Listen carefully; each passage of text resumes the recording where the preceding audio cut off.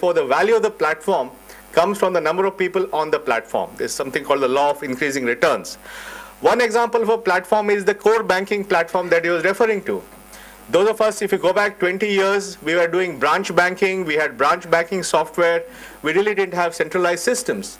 Today, every major bank has a core banking system, and most of the big banks now have every branch in the country on a single core banking system, and even now, most of the RRBs are now also coming under the core banking system. So we are reaching a point where we have core banking in every bank branch. Now, this is a very important step, because what happens when you put the core banking onto a central platform of a bank is then it does not matter where the account is, because the account is on the database server, and the branch that account can be operated anywhere in the bank. So that itself gives you a certain leverage, because you get essentially national reach from having a core banking system, as opposed to a branch banking system where the data is only in one branch and you can't go anywhere else to operate your account.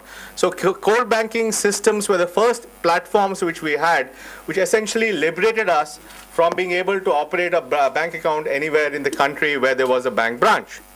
The second thing which happened, which is we can think of as a platform, is the whole concept of electronic banking.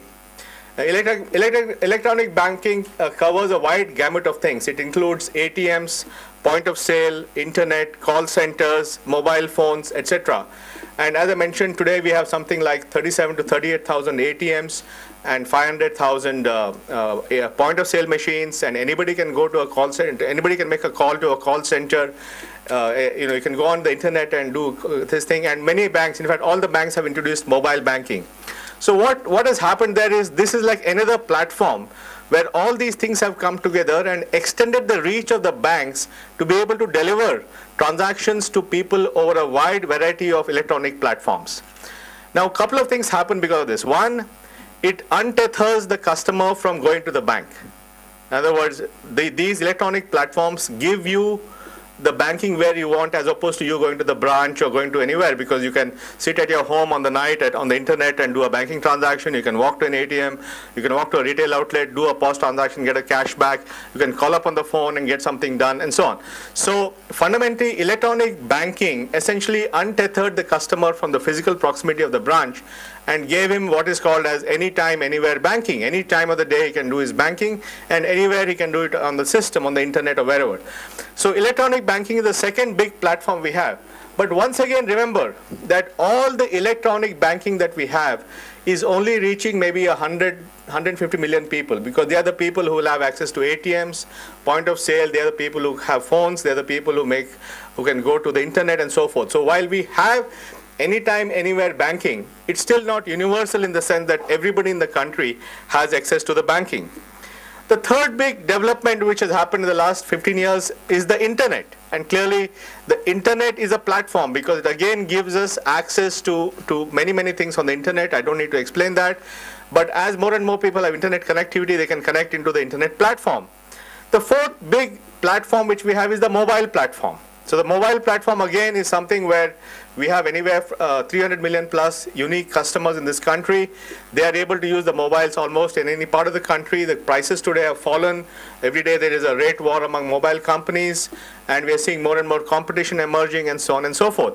So the mobile is also giving a platform. Now, in all these things, there is one thing which we felt is missing, which is how do you do identity verification?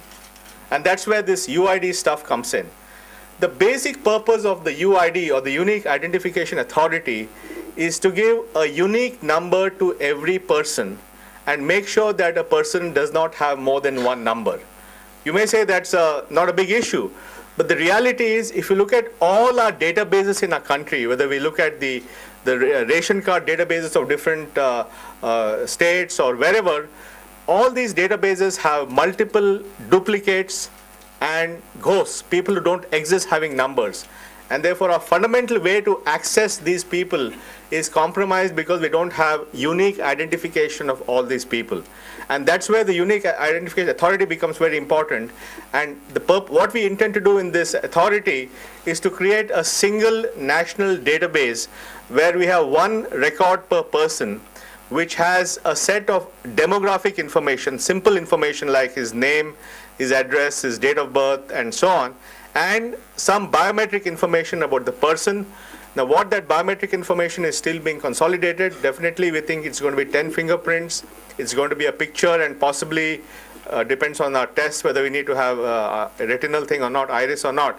But fundamentally, every person in this database will have some simple information, which is the demographics, and some biometric information. And that biometric information is sufficient to uniquely qualify or uniquely identify that person. But we still face the challenge when we do this to make sure that that database does not have more than one occurrence of that person. In other words, how do we make sure that system does not have duplicates? And the only way we can make sure that no duplicates is by doing what is called as a deduplication, which means when a person enrolls into this database, then we check against all the existing records in the database to see if there's any other person with the same biometric pattern. And if we find someone with that, then we reject that from the system. In other words, the duplicates are rejected at the point of entry. And therefore, once the person enters after the deduplication is done, then we can be reasonably confident that that person is unique in the system. And that's how we intend to build this tank. And ultimately, this tank or repository, whatever you want to call it, will have 1 billion plus names for every individual in the country, every resident in the country, simple demographic information and biometric information, and there will be no duplicates. Now, this is a massive exercise for a number of reasons. First, the scale of the problem, getting 1 billion people enrolled. The second is the logistics of the problem. We'll have to have thousands and thousands of points where we enroll people. We have to make sure they all follow the same process, they all follow the same quality, the fingerprints are captured in the same way, the picture is captured in the same way. Then we have massive deduplication logic, which is very, very computationally intensive and is frankly not a problem that anybody has solved yet, because the largest such databases are maybe 120 million people, and we have a database 10 times the largest in the world. And therefore, it's a massive technological challenge. I won't go into the details, but fundamentally, we have to figure that out. And we have to find a way to create this tank of 1 billion names of unique numbers and unique names. Now, your question you may ask is, how do we enroll all these people? The way we enroll the people into our system is through our partners, whom we call as registrars. For example, every bank could be a registrar. And if the banking system decides that the bank account must have the unique ID, then if somebody comes to a bank to open an account and that person does not have a unique ID, then the bank will enroll that person on our behalf. And therefore, whether a person goes to the bank to open a bank account, goes to the income tax department to get a PAN number, goes to the passport to get a passport, goes to the PDA shop to get a ration card, goes to the NREGA worksite to get a job card or whatever, at every one of these points, if the person is, and that particular area has decided that they will use UID as a basis for their applications from then on, then if that particular person coming to that enrollment point does not have a UID number, then that person will be enrolled through that registrar. In other words, all these different registrars who will be surrounding the UID will be feeding in people for enrollment into our system. And we think that's the only way that we can get 1 billion people up in the system in a reasonable amount of time. And so we'll have this ecosystem of partners and registrars.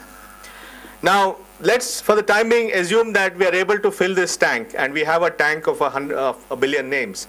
What we believe makes it really transformational and which essentially achieves the goal of what we're talking about this topic, which is providing affordable technologies for inclusive growth, is that we intend to provide